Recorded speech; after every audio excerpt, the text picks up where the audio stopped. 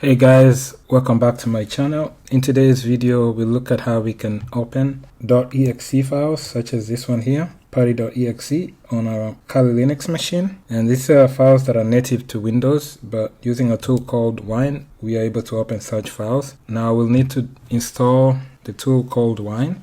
Let's go ahead and see what commands we need to run.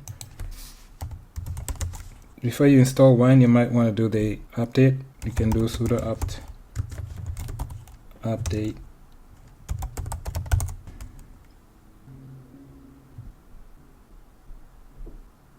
Okay, once that is done, we can install Wine using the command sudo apt install Wine. Y for yes.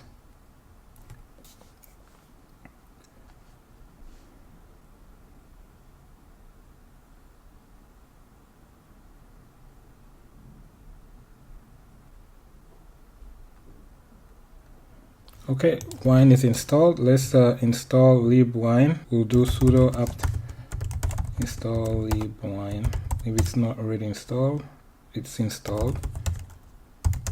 Now that we have Wine installed, we can use it to open this file here. The command is wine and then the file name.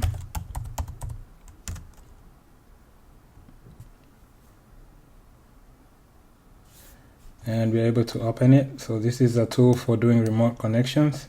For instance, I have another device. I can put the information for that device here. The host name is 172.16.1.101.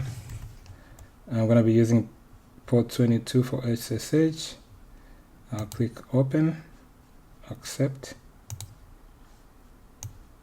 and I can put in a username and a password. And I'm connected to that machine, and it's an Ubuntu Linux machine.